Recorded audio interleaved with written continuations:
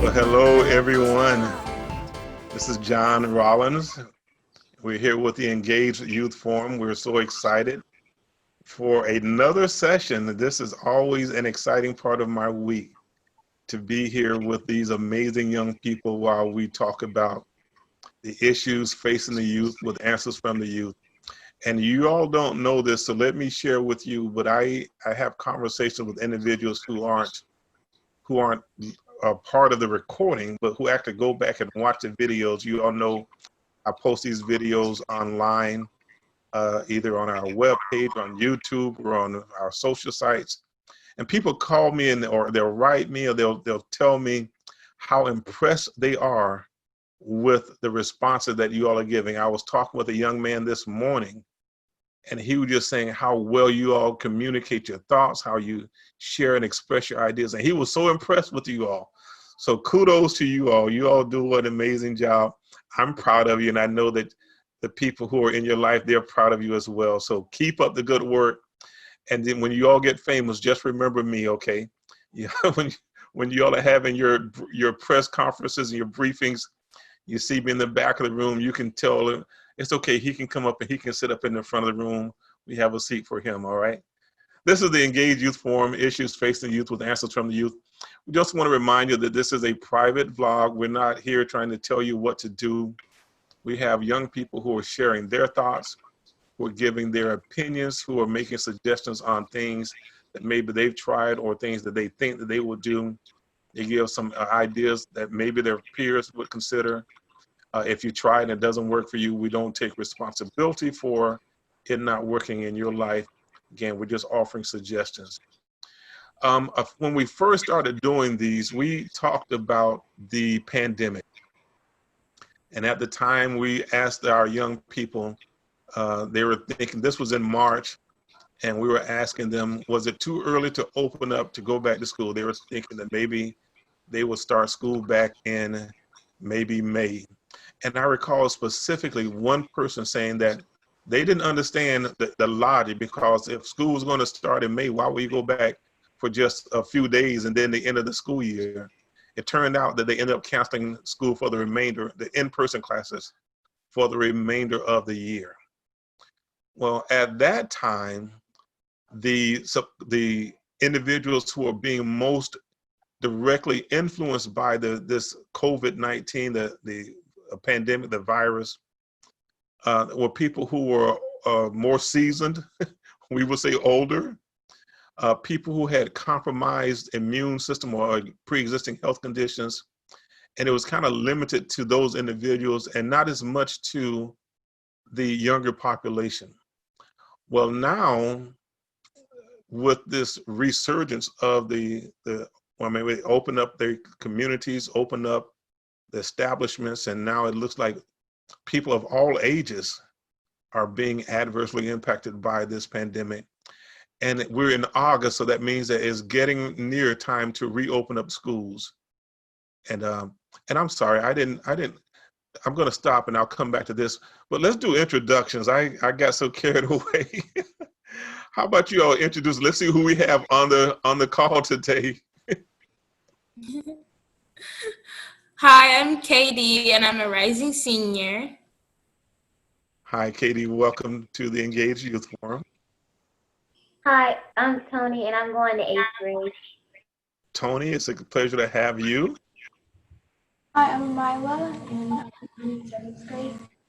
Mila, welcome. Welcome. It's always a joy to have you.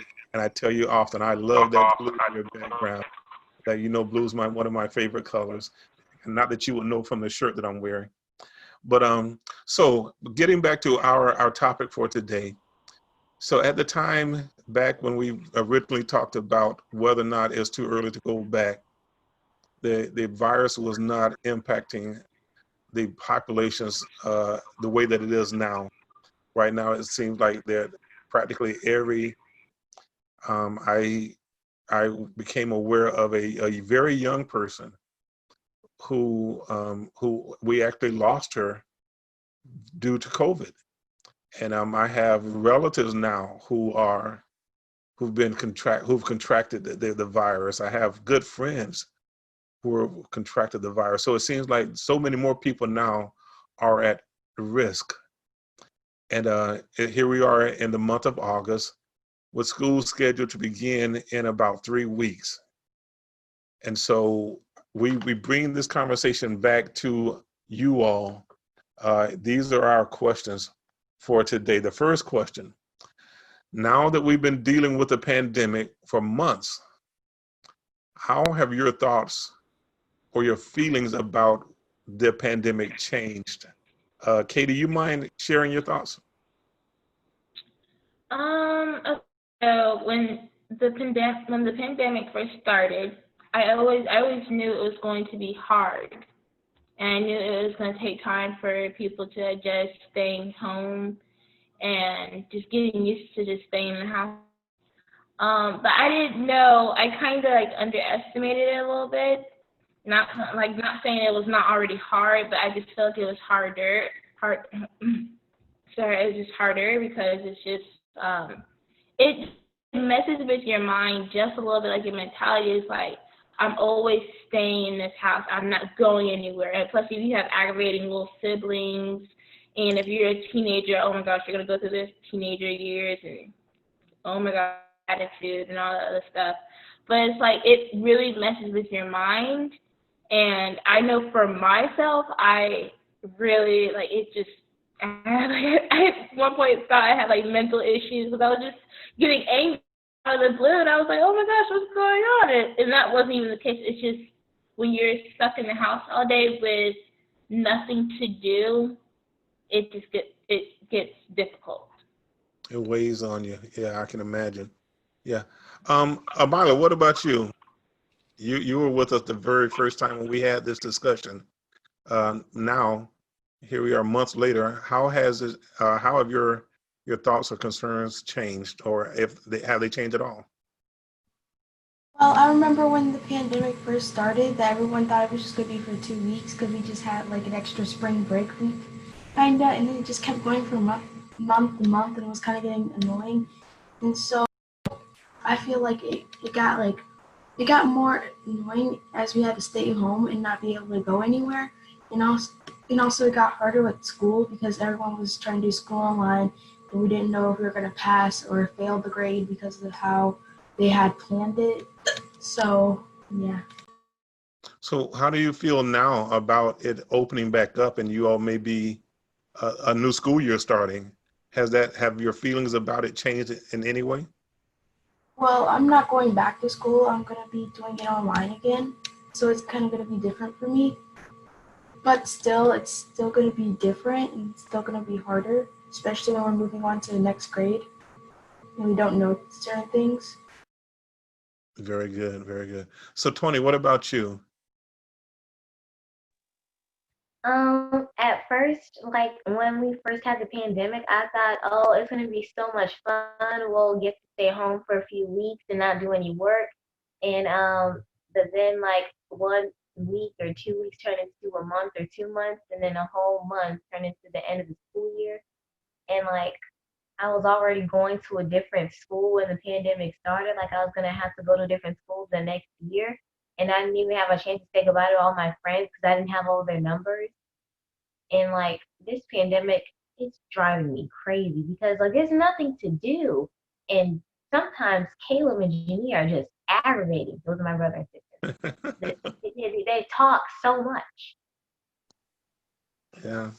So, do you have any specific concerns that may have changed about going back to school now, with the impact that it's having on a wider variety of people? Um, well, well, I know I'm not getting the virus because Psalms 91, I got Jesus, and I'm carrying Lysol in a mask when I go into that school. Other people might get the virus, but I'm not getting the virus because I'm a germaphobe and I refuse to be near any sick people. But I'm kind of nervous for the others because mask is now wearing masks is now a political topic, and you don't have to wear masks when you go into school. Like y'all can make girls cover up their shoulders, but you can't make people cover up their faces. Mhm. during the worldwide pandemic and expect people not to get sick? Okay, I'm bringing a mask. Interesting thought. Yeah, we have regulations for clothing, but now it's a safety issue, and we think we're going to have difficulty enforcing it. Second question, Tony, I'm going to ask that you start with this question, and you maybe have alluded to it already, but I'm going to ask you specifically and see if there anything else that you want to add. What concerns do you have about attending school this upcoming year, either virtually or in person? Um, well, I'm gonna like be a little nervous meeting a whole bunch of new kids since I'm going somewhere new. And I think it'll be better than online. Like even though like people getting sick, that risk goes higher than being home at home online. But like I think it'll be better than online because online it's just like so many teachers don't know how to work technology. Like they say they do, but then they send all these assignments without the directions and send the directions the week that it's due. And like it's just all confusing and like nothing to do at home. And so I think like we'll have better activities if we like go on to school. And since I'm going to school, I think it'll be a little bit better.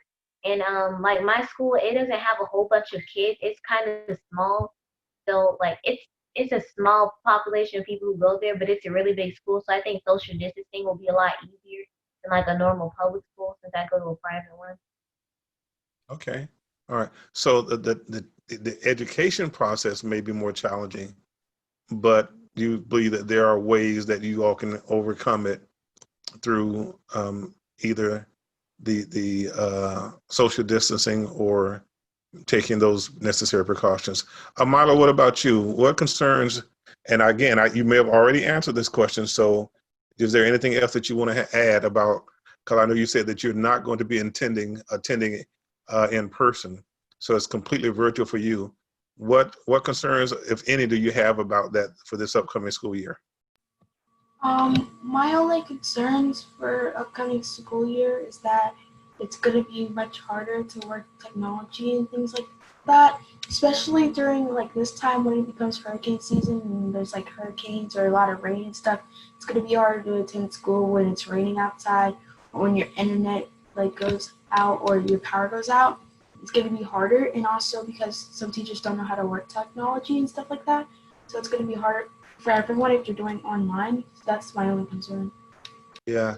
Speaking of individuals who are challenged with technology, you all just witnessed me and my attempt to try to navigate this social platform, this virtual platform, through no fault of mine, but my internet is spotty, and that has been a concern for many of the students. Um, we are able to function in a virtual platform, but we're only as effective as our technology. And so, even though I have my laptop, in order to connect with you all, even today, I had to use my phone. And it's not that I'm familiar with the Zoom platform and have been for years, but my internet is not participating with me. What about you, Katie? Any concerns about attending school this upcoming year that you haven't already expressed? Well, before the meeting started, we had a discussion, and I was saying to Mr. Rollins that as a senior, you're supposed to have like, a smooth year. I mean, it's supposed to be a chill year and everything. Um, but I'm like really in a difficult spot because I mean, I want to attend school physically because I want to be able to still be in my clubs, have a connection with my teachers for like teacher recommendations, and to really just be out of the house. But it's like I don't want to put myself at risk of getting COVID. So my mom made the decision for me, and she put me and my brother both up for online school for the first semester, and we go on. But I'm just like still worried because I still want I just want my senior year to be like smooth with no difficulties. and I just like want to get my work done. Like I just want to go through this year without any problems. You're right. And so it's interesting that you mentioned that last or earlier this during the spring when we were talking about this with the Engaged Youth Forum. That was one of the concerns that we asked the participants about. You know, those of you who are graduating or transitioning from one grade to the other without having the benefit of having an in-person transition, do you think it would kind of take away something from that milestone in your life? And you're going into your senior year understanding now that you're going to be isolated at least for the first semester. And you got Tony's going into new school, so you're talking about building new relationships, trying to establish friendships through a virtual setting, trying to build a relationship with the teacher. So there are those additional complications that we have to account for. Last question. So what would you share with your educational or our educational leaders about how you feel? If you were given an opportunity to address someone in leadership, specifically from the educational arena, what would you want them to know about how you feel so that they can make their decisions based on the input from people like yourself?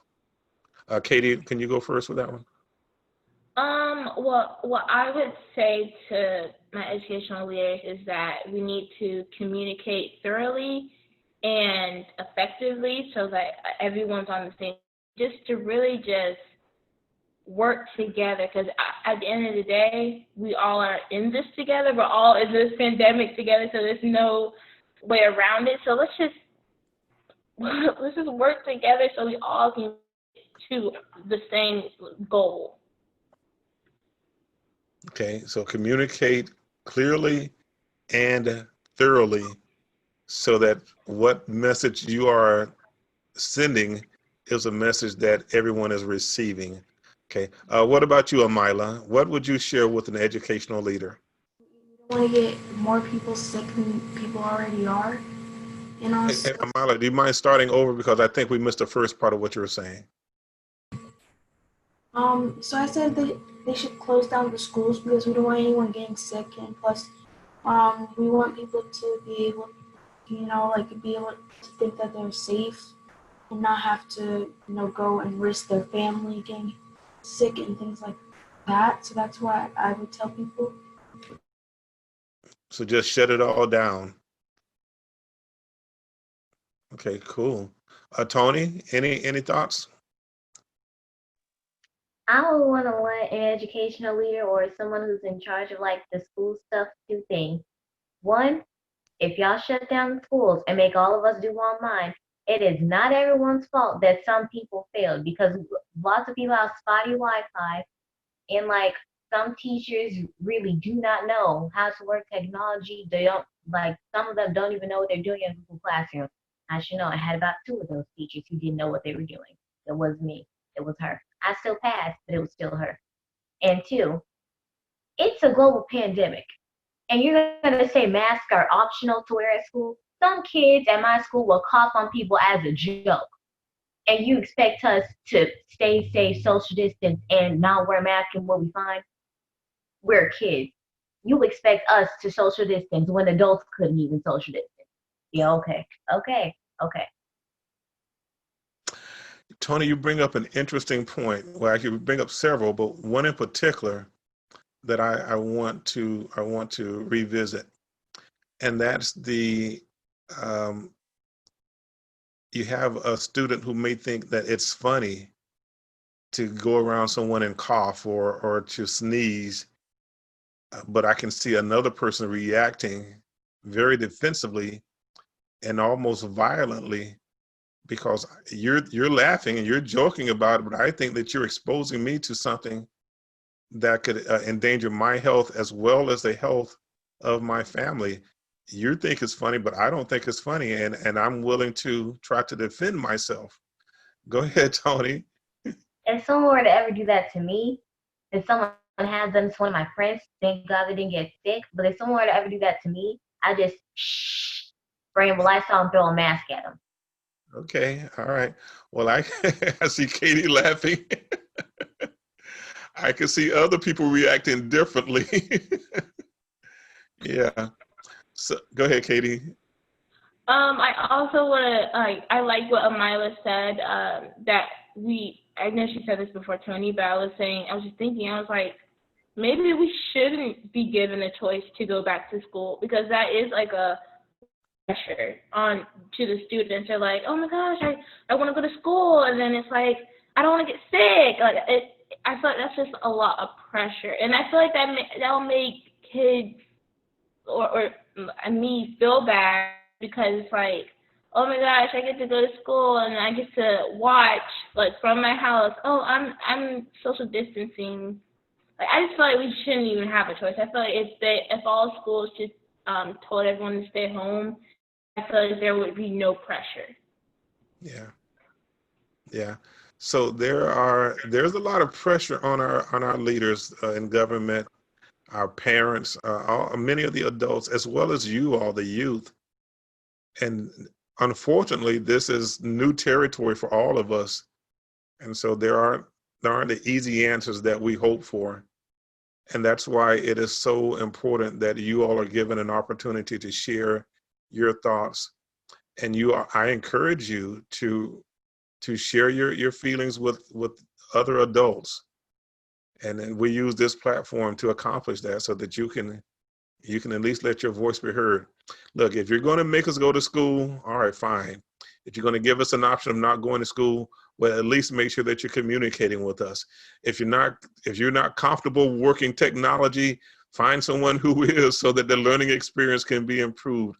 Okay, but these are things that you all have the option of sharing with your educational leaders, and we use this platform to accomplish that.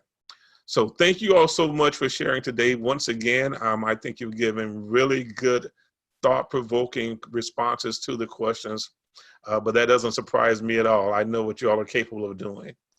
So we're getting ready to finish for today. This is the Engaged Youth Forum, Issues Facing the Youth with Answers from the Youth. We're talking about going back to school, reopening the schools, giving an option of either having a virtual or an in-person experience, and what are the consequences, the ramifications of either choice. But that's not what we want to do now. We want to affirm you. And so if you've not had anyone to come into your life and to remind you of just how great you are, to remind you of your importance, to let you know that the world will not be the same if you were not here, give us that privilege. We want to remind you that not only today, but tomorrow. Tony, you're not unmuted. Unmute, Tony. 1, 2, 3. You are important. Important. Yes, you are. We want you to always remember that you are important, that you make a difference in your circle, and we're excited for the opportunity to affirm you. All right, well, you all be blessed, and we look forward to sharing this with you all very soon. Bye, y'all. Bye.